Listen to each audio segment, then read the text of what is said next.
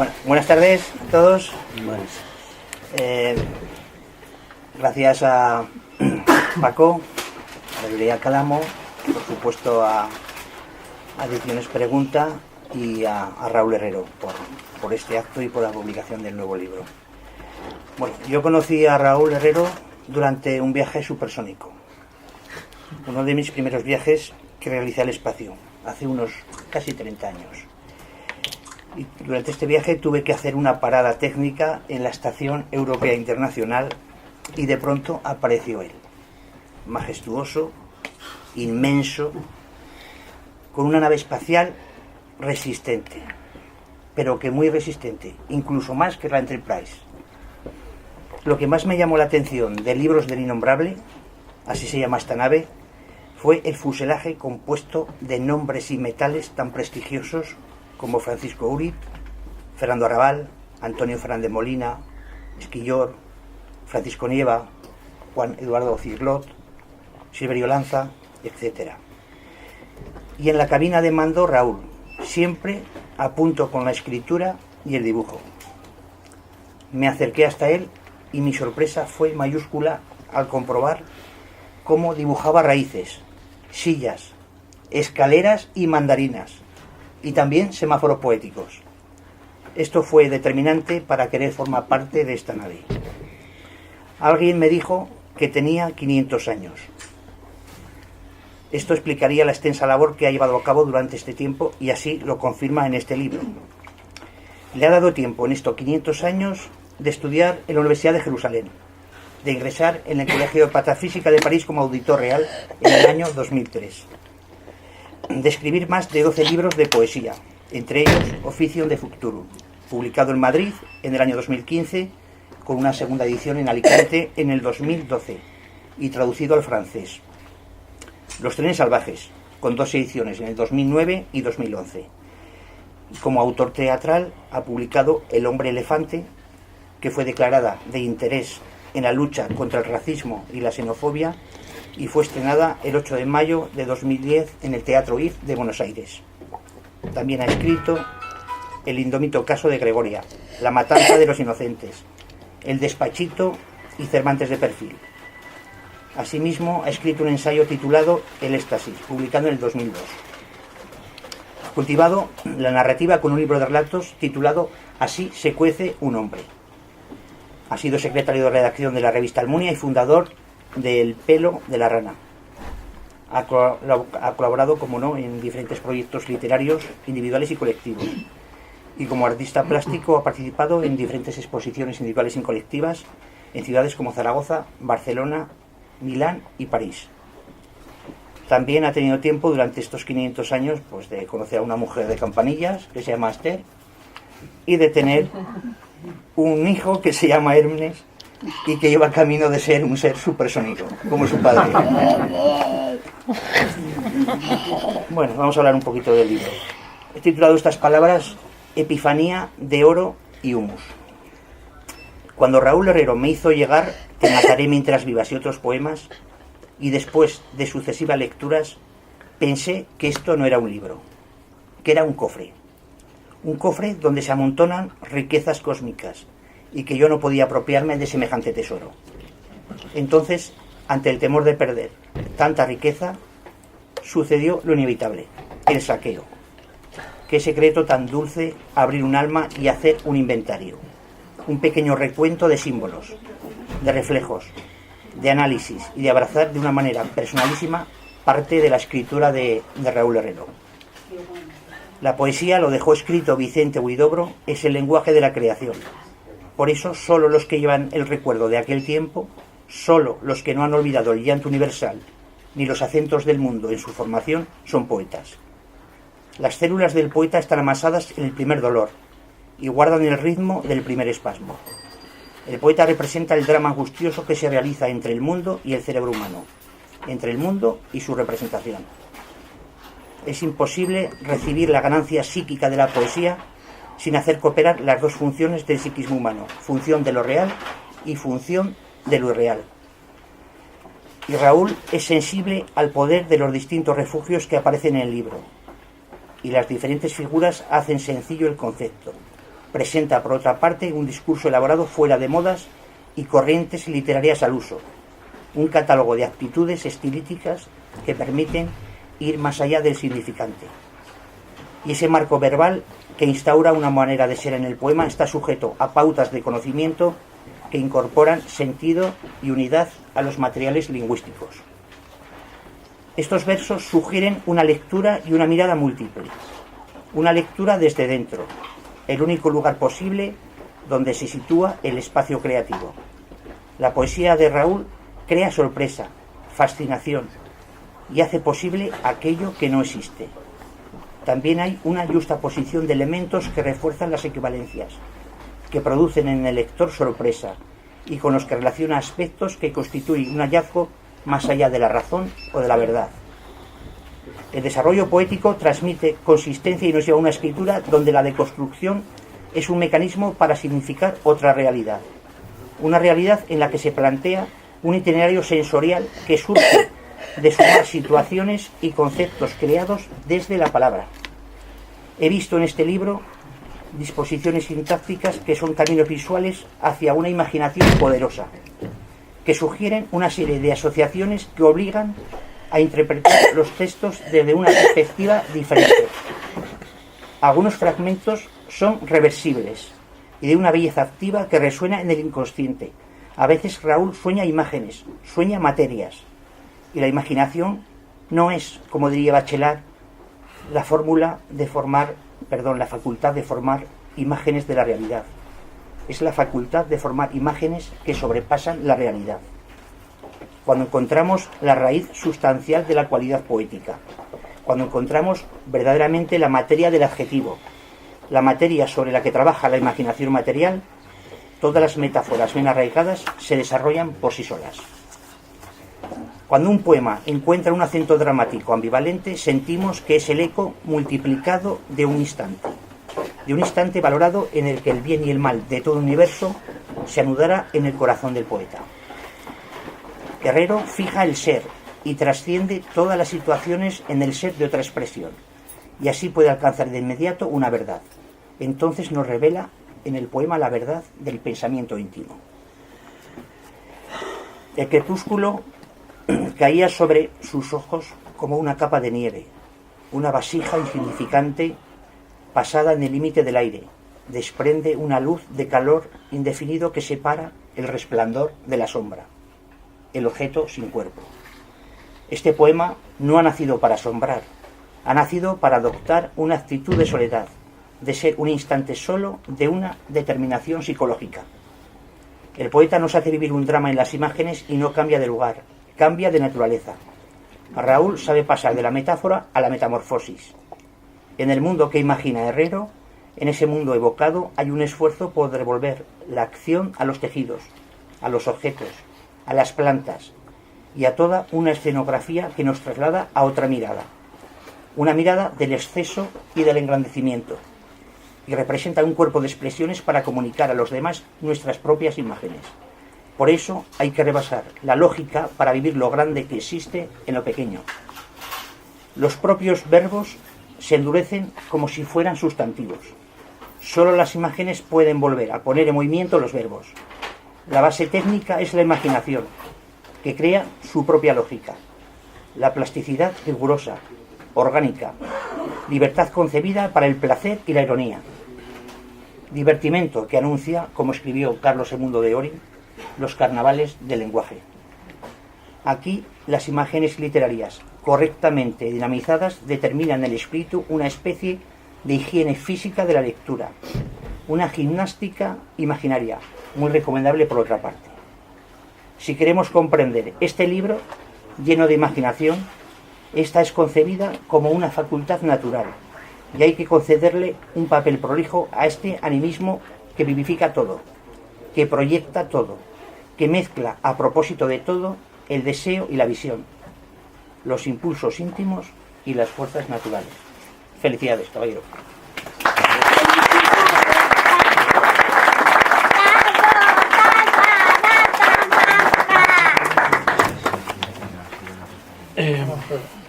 Bueno, buenas tardes a todos.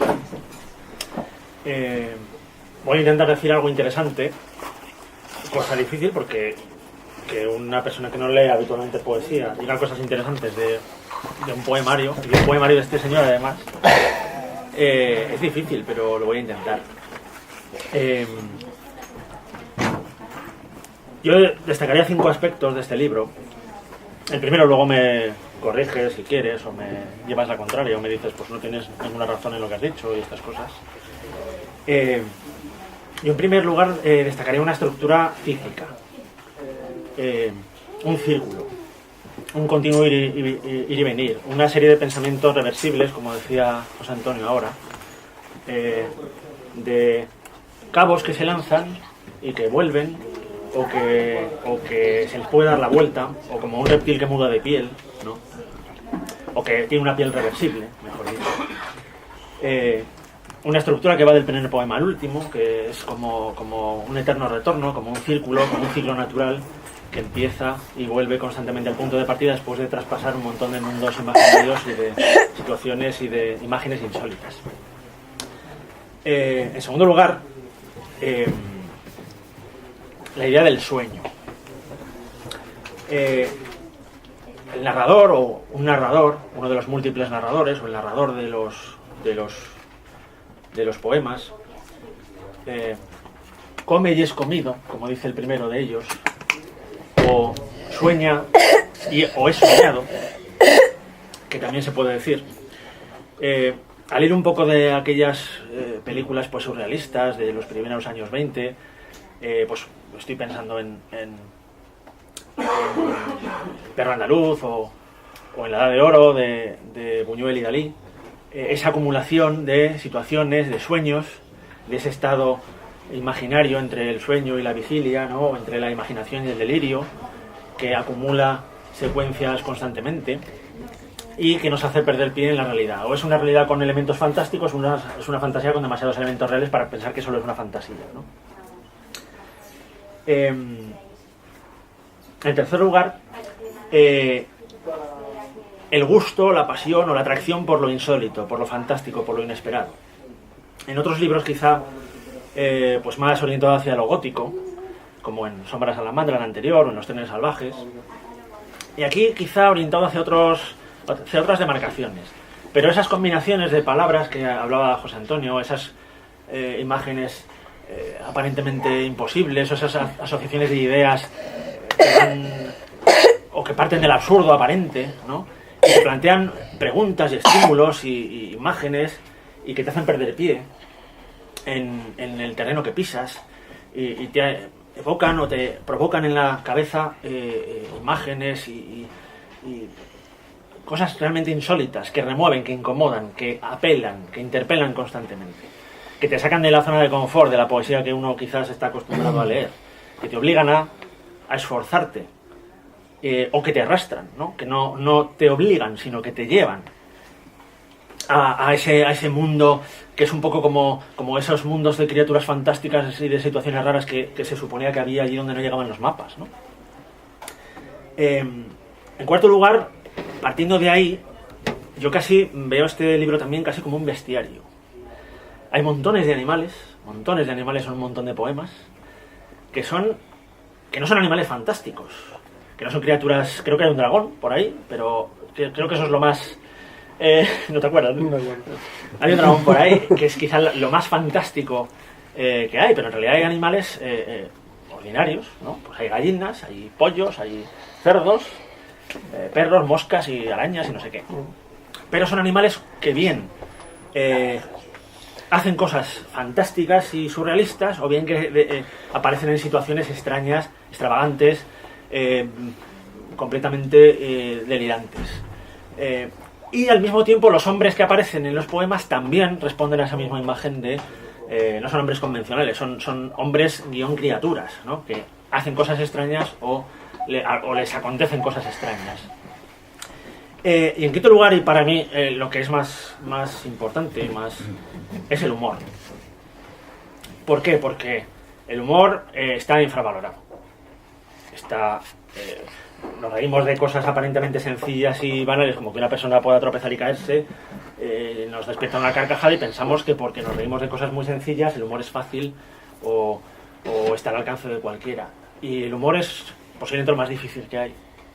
Ser cómico y ser buen cómico es lo más complicado. Y ser mal cómico es de las peores cosas que se puede ser, como podemos ver en cuanto tenemos la televisión cualquier día. Sí, porque es una profesión que ha proliferado mucho en España en los últimos años, ser mal cómico. Hay montones en todos los canales de televisión. El telediario. Es que eso ya pasa de la comedia, tío. Creo. Antes se podía decir, ahora ya... entonces yo veo esa atracción del humor, por el humor de Raúl en un triple sentido. Uno, el de la subversión. Y siempre que leo a Raúl y cuando en un poema suyo evoca imágenes poderosas y que son al mismo tiempo líricas y fantásticas y de repente aparece una palabra, un giro, un verso que te lleva a un extremo completamente contrario, y es el del humor. No sé, hay muchos ejemplos en el libro. O a la ironía, o a una situación descacharrante, o a una palabra que de repente te rompe con ese mundo lírico al que te lleva y te trae de repente a lo más terrenal a través del humor.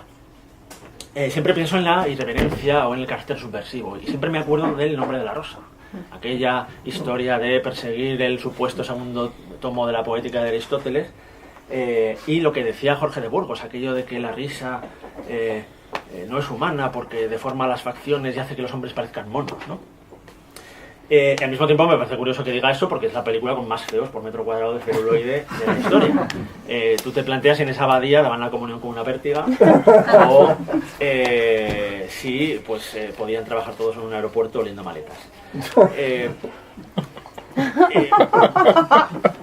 Sí.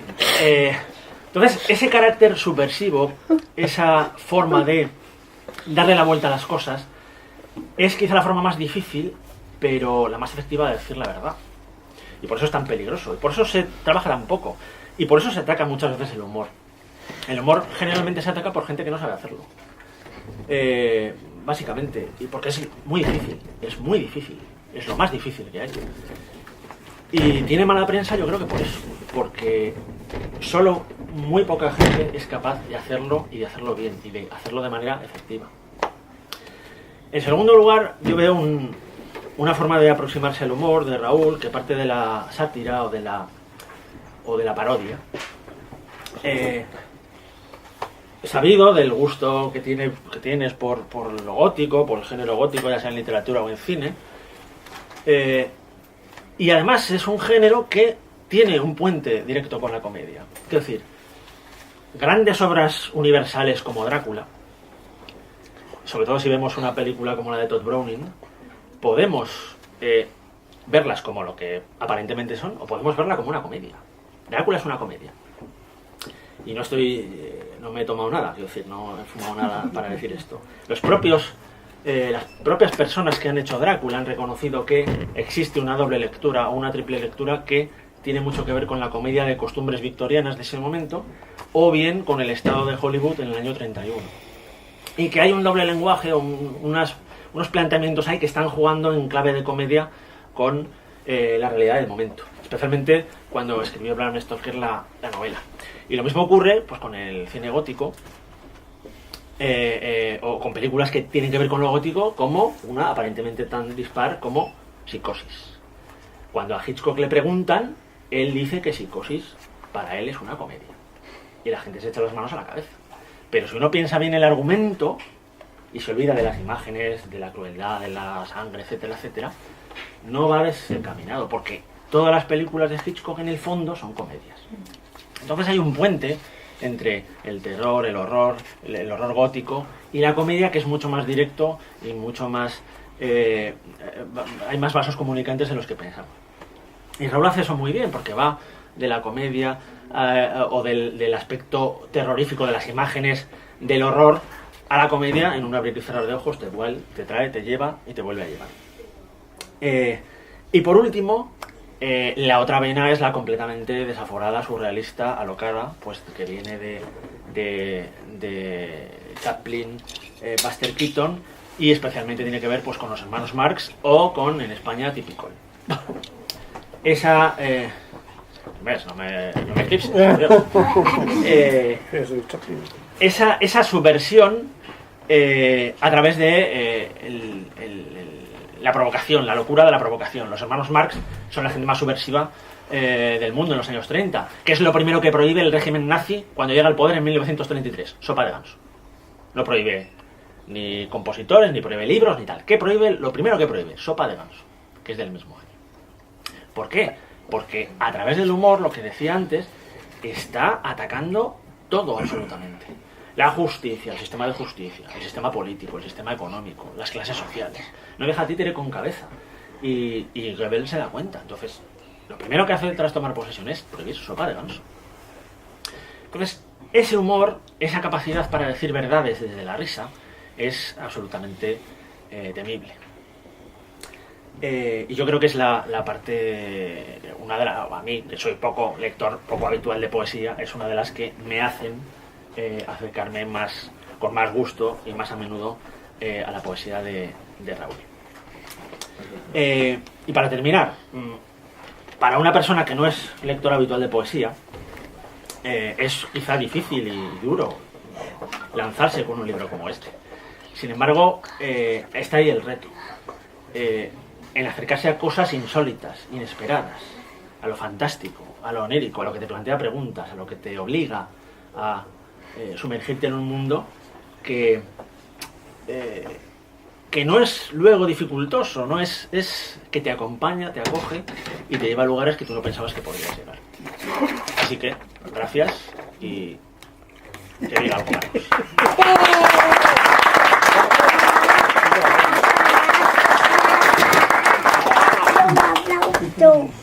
Muy bien, gracias Raúl por contar conmigo. Una buena pregunta por el buen criterio al elegir un libro de Raúl Herrero. Muy brevemente, cuando cayó por primera vez en mis manos Los Tres Salvajes, primer libro que leí de Raúl Herrero, cambió por completo para mí el concepto de poesía. Es que el lector parece ser que tiene que, como ha dicho Alfredo, como bien ha dicho Alfredo, como Buñuel rajaba el ojo, ¿no?, en El perro andaluz, Raúl Herrero te obliga a cambiar de mirada, a cambiar para leer una poesía distinta como es la suya. Posteriormente a Los Tres Salvajes leí Oficio de Difuntos y su antología El mayor evento, para desembarcar como un niño ante el océano abierto a Sombra Salamandra, poesía supersónica, que el año pasado además tuve el placer de presentar en Huesca y en Jaca. Para el lector, para el futuro escritor o para el poeta actual, la lectura de la poesía de Raúl Herrero hace estallar nuevos horizontes. La poesía de Raúl Herrero amplía esos horizontes hasta el infinito, rompe incluso con aquellos que rompieron con la poesía convencional, y desde las antípodas de lo monocromático sirve en bandeja un universo poético que parece no conocer límites, dándose en él cita el humor, el juego, el surrealismo, el sueño, lo fantástico, el postismo, la pasión por el cine, la pasión por la música, la pasión por la pintura, pero también la reflexión, el estudio, la meditación, la hermenéutica, en definitiva, la policromía tan insólita como necesaria en la actualidad poética imperante. Según decía Raúl, Sombra Salamandra era su poemario más postista. Además, ese año 2017 fue nombrado el último poeta postista. Raúl subtitulaba su anterior poemario Poesía supersónica, y este nuevo título recoge el testigo y ya lo subtitula como La coronación supersónica. Yo creo que podríamos rebautizar esa poesía supersónica como un pospostismo. El postismo llevado al último peldaño. Pospostismo. La modernidad más valiente, más atrevida y más inagotable. Con lo cual voy a abrir una batería de preguntas y voy a preguntarles si, ya que Sombra Salamandra era el poemario más postista hasta la fecha, si Te mataré mientras vivas es aún más postista o es otra cosa. Bueno, en primer lugar, por si acaso luego no tengo tiempo, quería agradecer a Paco de Cálamo, que nos acoge aquí hoy, a Pregunta Ediciones, que hayan publicado este poemario. Felicitarles por la labor que están realizando. Llevan relativamente poco tiempo y creo que están seleccionando muy bien los títulos. Y especialmente creo que es muy interesante el libro sobre el payaso Marcelino, porque ya se sale de la poesía, es novela, es ensayo. Y creo que es muy... yo os recomiendo desde aquí que creo que la memoria de los artistas de esa época, de los payasos en este caso, merece ser recuperada. Y es un tema que a mí me interesa especialmente. Y yo a José Antonio Conde, a Marcos Callao, a Alfredo Moreno, que me hayan querido acompañar hoy y que hayan leído también el libro, porque es un libro que no suele ser fácil, porque sobre todo porque intento evitar los tópicos o los elementos más habituales, y cuando aparecen es como en modo, digamos, parodia. Y muchas veces es difícil distinguir lo paródico de lo que está escrito, digamos, en serio, sin que una cosa sea perjurativa y otra mejor. Por lo tanto, es muy importante las lecturas que habéis hecho los tres, y se complementan y se aproximan bastante a lo que yo pretendía hacer, y sin que yo les haya dado prácticamente referencias, que ellos por su cuenta las hayan encontrado. Quiere decir que, para bien o para mal, el resultado se aproxima bastante a lo que yo quería hacer. Lo cual no quiere decir que sea mejor ni peor, sino que es porque yo puedo querer hacer una cosa y puedo conseguirlo, pero no quiere decir que esté mejor o peor que otra, evidentemente. Depende de lo que uno pretenda conseguir, claro. Y lo del postismo, bueno, no sé si es un libro más postista o menos, porque primero es un tipo de poesía que a mí me interesa, y que esas son las referencias, pero como también me interesa Góngora, el barroco, o la poesía clásica, y lo que me permite el postismo es saber que hay gente que ha hecho cosas que a mí me interesaban hacer, y que de esa forma me facilitan, digamos, una tradición a la que puedo sumarme, como el movimiento Pánico de Arrabal, donde el humor también es una pieza fundamental, o las artes incoherentes, que he descubierto no hace mucho, y que son incluso anteriores a la patafísica, y donde existía un espíritu muy próximo al postismo, lo que me hace pensar que, a pesar de que ellos decían que era el último ismo, realmente es un espíritu que ha estado siempre presente, desde la poesía griega y románica satírica hasta ahora. Es una forma de literatura o de poesía que aparece, se sumerge, vuelve a aparecer, y que cada vez, en cada contexto y en cada época, tiene un nombre, o se manifiesta de una forma diferente según el contexto histórico, pero que, al fin y al cabo, tienen unas cuestiones en común. Y es una visión de la realidad diferente, que muchas veces se distorsiona para utilizar la sátira, como decía Alfredo. Entonces, no lo sé, hay poemas que están... Este es uno de los poemarios que ha tenido más vicisitudes extrañas, porque se está a punto de publicarse varias veces. Cada vez que se iba a publicar yo lo reescribía. La primera es el más antiguo de los que he publicado, porque la primera escritura del libro es de los años 90. Nunca había publicado un libro con tanta distancia. Y eso me ha hecho desde entonces ahora ir reescribiendo, cambiando cosas. Así que hay poemas con un espíritu, digamos, muy de los años 90, lo que yo escribía. ¿Del siglo XX? Del siglo XX, sí, claro. Como tienes 500 años. Claro. Y otros más cercanos, ¿no? De todas formas, siempre lo he ido adaptando al momento en el que yo pensaba que era... al momento en que yo estaba, o lo que más me interesaba en el momento en que lo redactaba. Yo creía que por última vez. Yo creo que ahora... bueno, creo que ha estado bien que esperar todo este tiempo para que lo editaran ellos. Y creo que es menos malo ahora que cuando se iba a publicar por primera vez. Así que no sé, yo tampoco, cuando escribo, tampoco pienso mucho si esto es postista o es pánico o lo que es, ¿no? Sí que sé que existen unas herramientas, sobre todo unas figuras literarias, Pablo, que te hace mucha gracia el otro día, que el postismo exagera y que incide mucho en ellas, y sé que yo las empleo, y las empleo con cierta desfachatez, cierta exageración, porque sé, ya no solamente porque a mí me apetece, sino porque veo que puedo apelar a una tradición, y bueno, y eso me da en cierta forma más libertad. Que lo haría igual si no existiera el postismo, vamos, quiero decir. Pero bueno, que de esta forma puedo apelar a él para hacer pie, pero bueno, también lo digo, la poesía barroca o la poesía islandesa, y he hablado alguna vez del siglo IX, en la que casi cada poeta creaba casi un idioma propio, hasta el punto de que casi solamente unos elegidos entendían el texto. Pues bueno, eso es medieval, en fin. Quiero decir que no es la necesidad de ser moderno por ser moderno o ser posmoderno, que es un poco ridículo ya a estas alturas, sino que bueno, es la idea de escribir como uno quiere, como le apetece.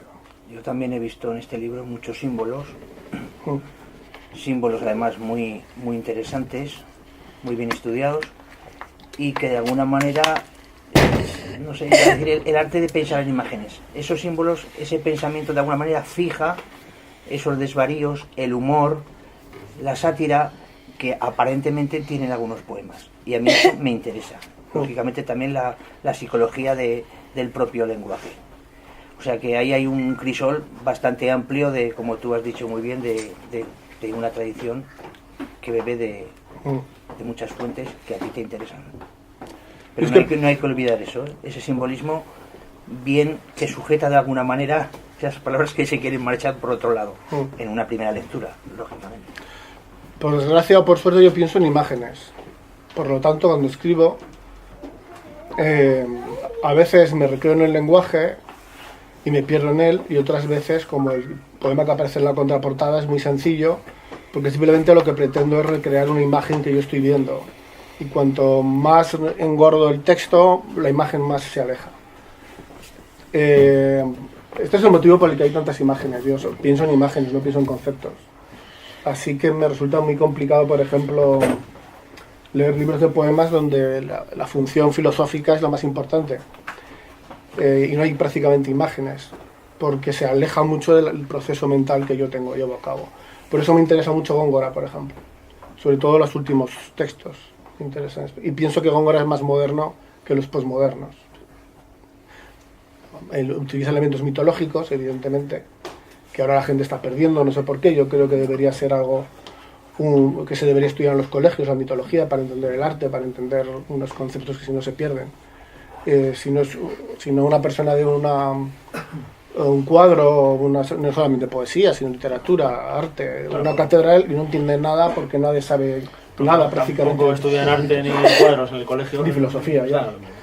Así que es una forma de perder esa idea eso es una forma también de pensar en imágenes, el trasladar una historia a los capiteles a través de cuando la gente no sabía leer. Yo por eso, yo que como sabéis, o algunos sabéis, sobre todo hablo y escribo de cine y estas cosas, yo siempre pienso que el cine tiene muchísimo más que ver con la poesía y con la música que con la novela o con el teatro. La novela o el teatro son el punto de partida, pero la forma de construir no es la de la novela, o no debería ser la de la novela y la del teatro, sino la de la poesía y la de la música, ¿no? La imagen, la precisión, sobre todo, el lenguaje de precisión. El cine y la poesía son un lenguaje de precisión. Se cuenta una cosa de la única manera posible que se puede contar. Y la cuestión es encontrarla, ¿no? Yo me siento muy cómodo con el cine y con la música. Cuando utilizo ciertos ritmos, que evidentemente si siempre son personales, sería mucho malo a la música decafónica o ese tipo de cosas. En el que intento ir de un ritmo que procede de los antiguos ritmos griegos, ¿no? Se marcaba un punto, por ejemplo. A mí me interesa más de construir todo eso y que tenga un ritmo, que a veces se alude a un ritmo, pero que esté más cerca de la música decafónica de Schoenberg, que es uno de mis músicos favoritos. Y realmente en el cine también me influye mucho la encadenación de imágenes. De hecho, cuando comienza el cine hay autores y poetas y músicos y artistas plásticos que intentan trasladar eso al cine fusionando imágenes. y realizando ese tipo de juegos que el cine permite.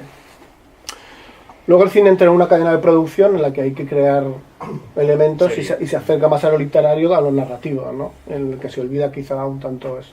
Pero una cuestión puramente narrativa, sin más, en el cine, yo creo que es un desperdicio, porque hay muchas más posibilidades y sugerencias. En el momento en que se pone, tú te acuerdas de la película, no me acuerdo cuál es, que aparece con un vaso de leche al que le han puesto una bombilla dentro. Sí, sospecha de Hitchcock, ¿no? Pues evidentemente eso es, el hecho de meter dentro una bombilla dentro de un vaso de leche y que salga en escena reluciendo a la bombilla, eso es un acto poético. Es una ocurrencia que no es real. Sobre todo porque la leche lleva veneno. Ya, claro, sí, eso recuerdo, claro, que lo hace para destacar esa presencia, pero tiene un elemento poético en cuanto a que se incide subjetivamente el punto en algo para que el público se dé cuenta de eso, pero no es real, está absolutamente lejos de lo real. Porque el señor a lo mejor lo hubiera llevado atrapado con un trapito para que no sospechara, o lo llevaría de otra forma, ¿no? Evidentemente ese vaso de leche fosforescente es un elemento poético, un elemento subjetivo que introduce el cineasta. Leche enriquecida. Y luego el cine también te interesa a un nivel más, por ejemplo, hay, como suele haber siempre en algo que hagas tú, hay una referencia a los hermanos Marx en el título de el poema este: en el Hotel de los Líos los días acontecen pasados por agua. Lo de los líos lo introduje en las últimas pruebas, porque al principio era en el hotel de no sé qué, no me acuerdo, pero luego me acordé de la película. Los hermanos Marx tienen mucha influencia, como Chaplin, y siempre hay metáforas visuales que sobre todo Chaplin realiza, época de cine mudo, que pues bueno, que a veces intento evocar en algunos textos, sin olvidar siempre que la literatura al fin y al cabo la herramienta es el lenguaje. Tampoco podemos evitar olvidar eso, porque si no, no tiene sentido, ¿verdad? Pero sí que intento tomar elementos de otros. Y a mí Groucho Marx me parece un tipo muy interesante por los juegos de palabras, que al fin y al cabo utilizar términos con más de un significado y los juegos de palabras no deja de ser un uso de poético del lenguaje. Así que Harpo tiene la parte poética, podríamos decir, más naif, y Chico sería el que intentaría de alguna forma estar más cerca de lo mundano, pero siempre se sale por cosas absolutamente enloquecidas. Se parece que al principio que va a ser el más práctico, el que se ha más preocupado por el dinero también, aunque Groucho también, pero bueno, como cuando en la famosa escena esta del contrato, parece que Groucho está, que quiere conseguir el contrato y que el otro Chico va a intentar conseguir un contrato más beneficioso para él, y de pronto entra en un acto de locura que no tiene nada que ver con el propósito. O sea, Chico es el que da el pego, de que dice, bueno, voy a intentar hacer algo pegado a la realidad, pero luego también sale por peteneras, o empieza a hacer juegos de palabras como la primera película de los hermanos Marx con lo de viaducto. Esto es un viaducto, yo vi a Pepe, yo vi a no sé quién. Sí, pues para mí son los tres elementos: el que no habla, la poesía de silencio que llaman, Groucho, que sería la poesía de imágenes, de juegos de palabras, y Chico, que parece una poesía realista, pero que al final se sale por peteneras y creo que nada. Me parece que Harpo y Groucho actuaban, pero Chico era así. Ya, bueno. Él era así. No, lo malo es que hay poetas que lo que escriben son así. No es mi caso. Eso es lo malo del asunto. Yo tomo personajes para escribir casi siempre. Hay muy pocas cosas de mi yo, digamos. Hombre, las hay porque uno no lo puede disimular. Tú escribes una biografía de alguien y siempre hay algo tuyo. Pero una de las cosas que confunde más a la gente es que es raro que en mis poemas haya algo sobre mí realmente. Huyo del yo íntimo de confesional, ¿no? De los poetas. De algunos poetas, ¿no? Hay algo, porque evidentemente, pero siempre intenta estar muy disfrazado y bueno, estoy bastante alejado de ese modelo más lírico propiamente. Pero hay también, por ejemplo, payasos, ¿no? Claro. Ahora que has nombrado a Marcelino, estupendo. Yo Sí. me uno a la recomendación porque el libro de Marcelino es estupendo. Nombras la nariz de payaso en el último poema, el que se titula como el libro. Uh-huh. ¿Qué es el payaso? El payaso es un poco poeta, o es el mejor poeta, o es la mayor encarnación del poeta, el payaso. Pero estamos acostumbrados un poco, lo que decía yo antes, a que entender la poesía como una sublimación de la realidad, ¿no? De la belleza a través de la palabra y tal. Pero Hay muchas maneras de mirar la realidad, ¿no? Y el payaso no deja de mirar la realidad de alguna manera. Es trágico y cómico al mismo tiempo, ¿no? Hay que tener en cuenta que el mundo del circo y del payaso en otras épocas era tan importante como la ópera. Es decir, que ese era el estatus que tenían. La existencia del clown y del Augusto y del contraaugusto nos remite a la comedia del arte. Y había, cuando una familia conseguía dar con un truco o con un sketch, que llaman ahora, o con un golpe, este pertenecía a la familia. Es decir, si otro payaso lo reproducía, pues bueno, entraba en un conflicto porque a lo mejor la otra familia le pegaba fuego al circo. Porque esto era, sí, eran de autoría propia. Por ejemplo, los de familia Aragón, que todos conocemos, el del mar idiota al mar, es un sketch que he reproducido mucho en la tele. Esto era de los abuelos, de los padres, perdón, de Gabe y Fofó. Cuando ellos lo aprendieron y lo hicieron en el circo, les dijeron, los padres les dijeron a los hijos, este sketch lo habéis hecho también, que ya es vuestro. Es decir, que tiene que haber una corriente de transmisión familiar, casi de iniciación. El payaso utiliza los elementos, juegos de palabras, la polisemia, una serie de elementos, como decía antes, relacionados que también se dan en la poesía y en la literatura. Y por otra parte, el hecho que se da mucho en el surrealismo de transformar un objeto en otro, la metamorfosis de objetos. Se suele usar también desde el humor más blanco hasta el humor más complejo. Por eso yo creo que un buen payaso, lo que pasa es que es difícil, porque es algo que está en desuso, por desgracia, que va desapareciendo. Un buen payaso que realmente sepa manejar todas las herramientas y que sea culto, puede ser, a mi juicio, mejor poeta que un poeta que sea regular. Y los titiriteros lo mismo, están evocando unos elementos que es de una antigüedad tan antiguos como la propia poesía. Y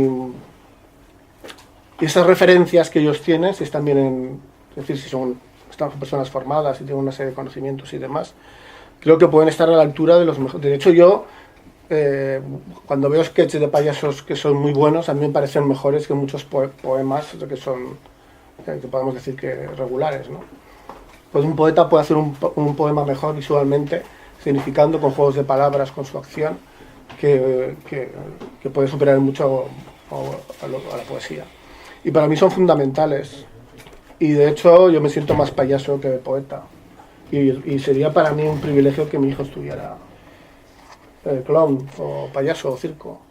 Creo que es una de las profesiones más importantes que hay en el mundo. Mucho mejor que médico, que esas cosas repugnantes de abogado y esas cosas son absolutamente denunciables. Si no estuviera de acuerdo me ofendería. Y economista o una cosa de esas horrorosas. O filólogo, como mi amigo Ordovaz. Payaso, filósofo. Yo creo que son las auténticas. Lo que pasa es que como ahora es todo enfocado con esta trampa que le ponen, que ya ponían cuando yo estudiaba, que hay que estudiar aquello de lo que se hace, aquello que el mercado necesita, como si fuéramos una especie de mercado de abastos, ¿no? A ver, ¿qué es lo que hace falta ahora? Hace falta caldo de cerdo, de oveja, de tal. Y ahí en la plancha, ahí metidos, para el matadero despiezar. Pues hace falta esto, hace falta lo otro. Eso es completamente ridículo. Es que además, claro, dedican muchas horas a justificar que eso es lo lógico, pero no tiene ninguna lógica en ningún sentido, se mire por donde se mire. Uno tiene que tener hombre, hay mucha gente, yo recuerdo, que no tenía ninguna pasión por nada, a los les daba estudiar una cosa que otra. Pues bueno, que esa gente rellene los huecos de lo que hace falta, ¿no?, en la sociedad. Con lo cual volvemos a Sopa de Ganso, porque Sopa de Ganso también es eso. Sopa de Ganso es una de mis películas favoritas y es una crítica de todo el sistema tal como está establecido. Eso de, en el peor de los casos, ¿no? Puede que parezca un idiota y hable como un idiota, pero no se dejen engañar, es idiota, ¿no? Va un poco por ahí también.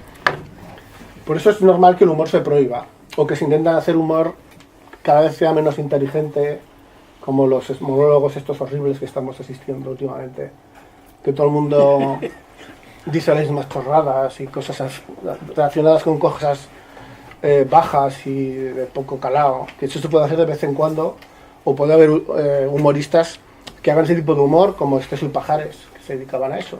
Pero lo que han tenido es que todo el mundo haga ese tipo de humor zafio que pues, además no tienen ninguna gracia, esas películas de los 8 apellidos vascos y catalanes, gilipolleces. A mí no me parece ni humor, o sea, me parece un insulto para los humoristas y los payasos de verdad, y que a lo largo de la historia se han dedicado al humor en serio, que a esa bazofia se le pueda llamar humor. Es una repugnancia, porque es que Paco Martínez Soria, en su momento, hacía un humor relacionado con los tópicos, bueno, pero es producto de una época, de un momento, de una situación, y había detrás muchas veces autores que eran brillantes escribiendo ese tipo de textos. Yo tengo varios libretos, y bueno, tienen su lugar, pero esto ahora es dar gato por liebre. Es decir, es pretender que es eso, pero dar una patina de que parece algo moderno, pero que no lo es. Entonces no es nada, ni es eso, ni es algo de ahora, ni, bueno, no sé. A mí, desde luego, no me interesa. O sea, cuando yo hablo de humor, desde luego, no me refiero a eso. Sino que me refiero pues, a otro tipo de cosas. ¿Alguna pregunta para el autor? Ahora lo tenéis ahora aquí en vivo y en directo. A mí me gustaría que nos leyera algún poema. No sé si se admiten peticiones del oyente. Si es del último libro que está aquí, pero si Sí, es no, de hombre. otro... Yo es que ya no me los aprendo hace años de memoria, porque No, es un trabajo de cojones. Poemas no. Dice. Poemas no quieres, Hermes. No. Solo uno. ¿Cuál quieres que...? El de los señores pequeñitos. ¿no? Es pequeñito. No, todavía no tienes Pero una imagen muy bonita de los Eso que no. llovía señores pequeñitos. Es que no me acuerdo cuál es. ¿Te acuerdas de la página o Joder, sí, me lo el título o algo? Es un señor mayor, ¿no ves? Como... Si me lo pasas te lo digo. Solo uno. Hermes. Es de Huelva, ¿eh? Que nos conocemos. Bueno, irte rellenando Bueno, tiempo. iré diciendo que he traído para firmar a aquel que quiera unos utensilios especiales para hacer unas firmas. Y que Hermes es posible que si se siente con ganas os pueda hacer un dibujo también, con lo cual el libro inmediatamente adquiere el doble del valor. Pues ya sabéis que Hermes ya ha participado en varias exposiciones colectivas, incluyendo un homenaje a André Breton que se hizo en Argentina, y esto es completamente cierto. Bueno, estoy todo lo que he dicho, pero vamos. Oye, hay monstruos, o sea, hay Hay muchos monstruos. hay animales, hay monstruos Y tal. muchos animales. Me refiero en el libro. Ah, en ¿vale? el libro. Bien. Por acotar. Vale, vale. Pero también hay muchos números. Ah, sí. Sí. Números. Tienen un significado esos números, están puestos por algo en especial. No recuerdas en este momento que hay Sí, números. no recordaba que haya números, pero yo si introduzco elementos numéricos de cantidad casi siempre es para algo negativo. Esto del poema de Lorca, debajo de las multiplicaciones o algo así, una gota de sangre y no sé qué. O sea, a mí lo cuantitativo, lo de cantidades y todas estas cosas, si lo introduzco en un texto normalmente es por algo, va unido a algún aspecto negativo de lo que aparezca en ese momento en el poema. O sea, la función del personaje o de los personajes que aparecen detrás o delante de los números es negativa dentro del texto. Si hago de 300 patos o 400 no sé qué, pues siempre tiene implícito algo de negativo. Pero ¿por qué? ¿Por aquello de Chaplin en Montseverdu? Lo de... Si Que matas mata a a la una gente. persona eres un asesino, si matas a 4.000 eres un héroe. Hombre, depende a los 4.000 que mates. O no. Eso también es verdad. Volvemos a los humoristas, quizá, en este comentario. No, simplemente es que el aspecto numérico es algo que se ha impuesto y que siempre parece que tenemos que estar elaborando en todo lo que hagamos. Luego están los rankings, estas gilipolleces que tal. Lo más vendido, lo menos no sé qué, que es una chorrada que no tiene ninguna relación ni con lo literario ni con nada. A mí me da igual que se venda más esto que lo otro. Evidentemente luego, cuando uno es editor o tiene una librería, tiene que saber lo que está vendiendo. Eso es otra cuestión, no aspecto. Pero luego en el mundo de la escritura y de tal y cual, bueno, eso no. Una cosa puede ser buena y venderse, puede ser mala y venderse mucho, al revés. Pero lo que me molesta es la obsesión por eso, la obsesión por la cantidad y que parece que sea lo único valor, ¿no? Yo nunca veo los libros míos si están... Nunca los ponen, pero bueno, aunque los pusieran, tampoco estoy pendiente si está en la lista de que se venden o no, no sé qué. Una vez me llamaron porque uno de mi amigo Conde, que había publicado, estaba, lo cual es un error, evidentemente. Porque es imposible que un libro mío pueda estar en la lista de los libros más vendidos. Eso solo se puede ver un error. Ya. Yo es que, no sé, yo siempre me... Lo del libro más leído durante 3 semanas consecutivas. Eso encima. ¿No quieres taza? 2 tazas. Van 3 semanas de agosto, además. Yo vi la... Y yo encima no lo he visto. Y me tuvieron que llamar por teléfono para decírmelo. Porque no, esas cosas Bueno, no. si te dejan a la Eso. el señor mayor quiere que leas. Cuando la mar. Voy a intentarlo leer porque no lo sabéis, pero tuve un problema hace un tiempo, entonces no puedo pronunciar bien.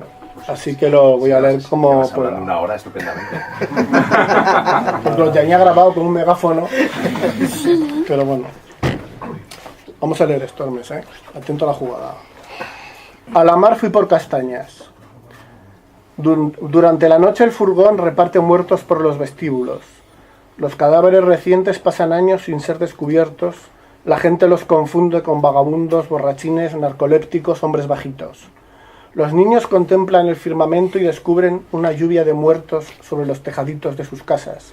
Los progenitores les aseguran que son gatos, pero ellos saben que son muertos. Y los muertos son personas muy amables que no necesitan beber, fumar ni practicar el clamor. Los muertos constituyen un ejemplo a seguir, siempre conformes con su ubicación, siempre dispuestos a socorrer a los vivos. Tal vez por eso el furgón abandona a los muertos como si fueran cacahuetes. Los ancianos se niegan a salir de sus casas por miedo a los difuntos. Las autoridades, entre col y col, publican bandos tranquilizadores para evitar que las calles se llenen de caníbales. Por lo demás, todo permanece inmutable. Los mismos hábitos, los mismos horarios, los mismos muertos.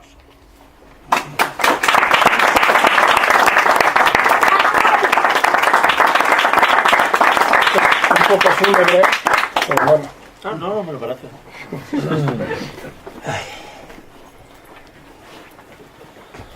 Una pregunta. Bueno, te debo decir que el único... bueno, el libro está dedicado a mi gata, Doña Concha, completo, pero debo agradecer a Almudena Vidorreta su prólogo, que le mandé el texto y tampoco hablamos nada, o sea que todo lo que ella has traído, como en este caso, ha sido por su cuenta y acertado, lo cual tiene bastante mérito. Y luego hay un poema sin título dedicado a María Coduras, porque publicó un libro que os recomiendo, fundamental, sobre la toponimia caballeresca. Se llama Por el nombre se conoce al hombre, estudios de antroponimia caballeresca. Creo que la antroponimia y las etimologías son básicas para escribir. Hace poco te recomendé un libro de etimologías. Sí. Y es uno de los libros más divertidos, aunque puede parecer que no, por el tema que es muy... Y yo creo que es de los mejores que se han publicado en los últimos años y los más divertidos. Y desde luego estoy trabajando en un poemario en el que voy a dar cuenta de eso, porque los elementos básicos van a ser los libros de caballerías y la antroponimia. Por eso, entre otras cosas, porque este libro ya hace referencia a eso, está aquí un ejemplar de Don Quijote de la Mancha. Y este lo voy a leer también. Me dirigí al Toboso junto al caballero errante y errático Pentapolín cuando salieron a nuestro paso unos quiméricos seres con bombín. Los sombreros de hongo, ocultos tras una selva de perniles tallados en bronce, mármol o marfil, lloraban y dormían al tiempo. Dentro y fuera de la cama sonaba el acordeón. ¿Sería porque las cuerdas vocales parecían cortadas por los pelos de la lengua? A la dinadana, a la danadina. La boca eólica del globo, con una llamita de huevo de serpiente en la garganta, entonaba baladas en desbandada. El pez se elevaba sin pudor, se eclipsaba en la sombra, sobre personas que se comían hasta los codos, sobre personas que trotaban contra el cielo, sobre personas que trotaban bajo tierra. Socuéllamos remotamente vibraba. A la dinadana, reina soberana, a la danadina, señora divina.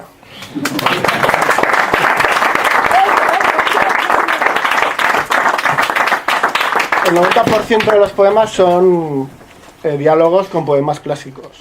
O sea, como en este caso, que lo mejor es lo que han escrito yo, lo de la dinadana. Y bueno, las personas que encuentran referencias como Pentapolín, el arremangado brazo del Quijote, en fin, hay una serie de elementos que son guiños, digamos, a otros poemas y otros autores clásicos, la mayoría. Hay una referencia que repites en algún poema anterior y he visto también que está aquí.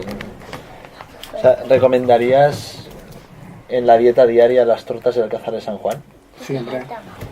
Hay una Bueno, mi maestro, que fue Antonio Fernández Molina, me alegro que lo digas porque siempre lo digo y no lo había dicho. Las tortas.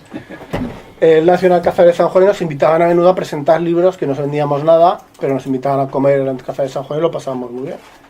Y luego nos comíamos una bizcochá, que es lo que es un montón de tortas con leche y canela y demás. ¿Leche con bombilla? En este caso sin bombilla. De hecho, yo me fui a casar allí por eso, para comer el bizcocha. Y el mes ya tenía 1 año además. Total que cuando a Cera lo invitaron en una ocasión a Alcázar de San Juan, probó la bizcocha y le encantó y lo introdujo en algún texto. Y luego le pidieron un texto para un catálogo de un pintor y él decía que el pintor era tan bueno como la bizcocha de Alcázar de San Juan. Y claro, el pintor se cabreó porque se pensaba que era una coña, que se ofendió mucho. Y a Cera le decía, pues no lo entiendo, porque mejor que esto es buenísimo, no se puede ver nada aunque se pueda comparar. Y bueno, he seguido yo con esa política. En todos mis poemarios aparece Alcázar de San Juan desde hace unos años, porque además, como todo el mundo sabe, es donde nació Cervantes y no en Alcalá de Henares, que es una cosa. Ellos tienen ahí una partida falsa, como debe ser, de Cervantes, y además es una del siglo XIX, falsificación, y todo. Evidentemente, si es falsa es que es verdad, es cierto. Por lo tanto, yo soy de los defensores de que Cervantes nació en Alcázar de San Juan. Y yo voy todos los años 1 o 2 veces, por lo menos. Lamentablemente, Antonio no está enterrado ahí, está enterrado en Casa de Uceda, que era el pueblo de su mujer y de su abuelo. Pero bueno, está cerca. Y La Mancha es uno de mis sitios favoritos donde voy con frecuencia. Y donde me impregno del ambiente del Quijote y de las tortas especialmente. Y además hay una pastelería muy buena allí, en el Paseo Central, en la parte de unos pasteleros, ¿cómo se dice?, artesanales, y son cosas buenísimas y tal. Y bueno, pues vamos allí, nos comemos unas tortas, recordamos el sitio donde nos casamos y tal y cual, y nos montamos encima del Quijote que hay en la entrada, hacemos una foto y nos vamos. Y una vez estuve con Pedro, por cierto, íbamos a Madrid, le convencí para ir, en lugar de Madrid, hasta Alcázar a comer gambas. Y fuimos a Alcázar al centro de La Mancha y estuvimos ahí comiendo gambas. Las famosas gambas La Mancha. O sea que lo mío con Alcázar de San Juan realmente es obsesivo. Sí, en todos los libros aparece algo. Y las obras de teatro más todavía. Como el Imperio Austrohúngaro de Berlanga, pero Sí, en mi caso Alcázar de San Juan. ¿Cómo ves el panorama? Espera que va. Perdón. El mote de los de Alcázar de San Juan, ¿sabéis cuáles? Yo no sé cuáles. Moñigones. Está muy bien. ¿Cómo ves el panorama poético actual a nivel creativo en Aragón? ¿a mí me dices? No. Se lo digo a Raúl, pero en su faceta como editor. Yo lo veo maravilloso. Que puede tener una visión más objetiva, más cercana. ¿Puedes decir? Bueno, yo creo que hay muchos autores, muchas tendencias estéticas, etcétera. Y que probablemente ahora es cuando hay más autores que están publicando de una forma constante, porque parece ser que es más fácil, creo que yo, publicar ahora que cuando yo empecé en los 90. Hay más editoriales, afortunadamente, lo cual da posibilidad de que el poeta se enfrente antes con un público, con la crítica, y bueno. Y luego, como siempre ha ocurrido, pues hay con el viaje al Parnaso de Cervantes, hay buenos, malos, regulares. Todo eso desde mi posición subjetiva, porque yo siempre soy subjetivo. Porque, como decía Bergamín, soy subjetivo porque soy sujeto. Si fuera un objeto, sería objetivo. Entonces siempre lo encuentro, ¿no? Depende de mis... Pero yo entiendo que hay otras formas de comprender la poesía, aparte de las que yo manejo. Y bueno... veo que afortunadamente hay mucha, lo cual cuando hay mucho siempre es posible que algo... Para mí ahora de los mayores de Aragón, mi favorito es Ferrer Lerín, vivo. ¿Quién? Ferrer Lerín. Ah, sí. De los vivos, ahora mismo, Sí. para mí es más interesante. Porque es claro, si ya introduzco a los que han fallecido, Miguel Labarreta, etcétera, bueno, ya es inabarcable. Pero para mí ahora, digamos que sería el referente principal de la poesía aragonesa. Pero bueno, no quiere decir que haya otros que no sean interesantes o que no... Y quería también decir que hay muchas referencias a la nieve en este libro, y es un homenaje a José Luis Trisán y a su libro Vaniloquios, que en su día leí gracias a Ramón Acín, que lo trajo a mi instituto. Y ese libro está lleno de referencias a la nieve. Y no sé por qué, luego, al corregir las últimas pruebas, me di cuenta que también había muchas, y además imágenes que en algún momento se acercan o se aproximan a algunas de su libro. Y casi se me olvidaba, pero quería decirlo que es un homenaje, ese aspecto del libro es un homenaje a José Luis Trisán y a Beniloques. Creo que, si no hay preguntas, damos ya por finalizado el acto. El chico no quiere. El chico, si alguien quiere que leerme el libro, es posible que él haga también un dibujo. O sea que las posibilidades de revenderlo se multiplican. Muchas gracias a todos, de verdad, por venir. Espero que lo hayáis pasado bien. Y bueno, voy a estar aquí un poco firmando. Y yo también. Yo también.